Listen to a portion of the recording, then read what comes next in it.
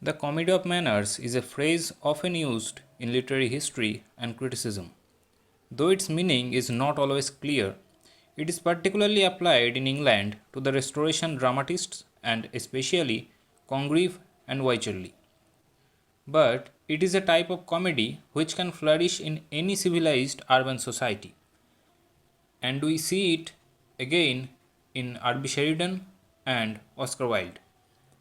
It makes fun not so much of individual human beings and their humors as of social groups and their fashionable manners. It is generally more or less satirical, though in a good natured way. And critics who object to the low moral tone of much restoration comedy sometimes forget that Wycherley, in a play like The Country Wife, was showing at the moral weakness of a particular social group, asking us to laugh at it but not necessarily to approve of it.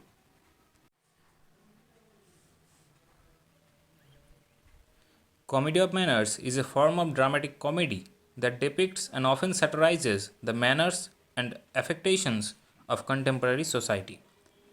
It is mainly a satirical comedy of the Restoration period that questions and comments upon the manners and social norms of a greatly sophisticated artificial society. Indeed, the comedy of manners of the Restoration appears to have nothing much original in its plot or character. What has characterized it, in particular, is the atmosphere which could hardly be precisely analyzed. The plot has the story of love and intrigue, and characters are dominated by witty youths and old dames. And these are the least of the innovations made by the Restoration comedians and commonly found in the Johnsonian comedy of humor. Yet there are seen certain features that have created the gay and free, witty and satiric atmosphere of the comedy of manners. In the first place, the comedy of manners represents social life, of course confined to a narrow circle. The social manners depicted in the comedy of manners do not belong, as in the comedy of humor, to the people in masses, but to the snobbish, artificial, well to do society of the Restoration community. In fact, the social environment represented in this type of comedy is wholly aristocratic but definitely superficial. The playwright seems to be concerned with the cultivated upper class ethos, that is, a moral. In the second place, the comedy of manners excels in the creation of dramatic situations as well as dramatic suspense.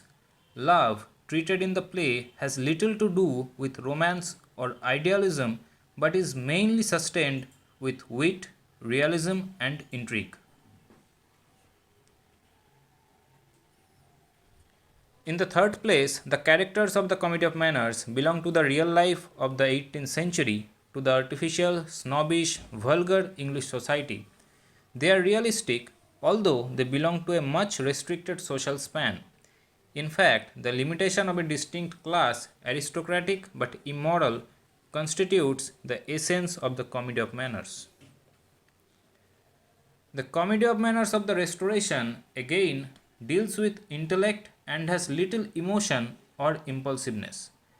Instead of the emotional love of youth of the romantic comedy, the Restoration comedy is packed with highly enjoyable repartees of wit and the frank display of social depravity. This, no doubt, treats love, but this treatment is from an accurately conscious intellectual angle. Love is here more a matter of intellect than of impulse, more of external consideration than of internal feelings. In the next place, the Restoration comedies are found to have a satirical note, but that note of satire is not curative and clinical, but sardonic and cynical. This is a part of the intellectual character of the play. The Restoration Comedy of Manners has no doubt a certain amount of immorality and vulgarity. There is certainly a good deal of dialogue or statement in the Restoration Comedy of Manners which oversteps all the bounds of decency and of good taste. Even some scenes smack immodesty and vulgarity. But all this is found to be inevitable effect of the close relation between comedy and society. The Restoration Society was licentious, and the drama that professed to represent the same could not but be licentious. This comedy, based on common sense and social reality, is in plain prose, witty and diverting, and not in the high flown verses of the Elizabethan comedy. This prose has a direct, straightforward approach.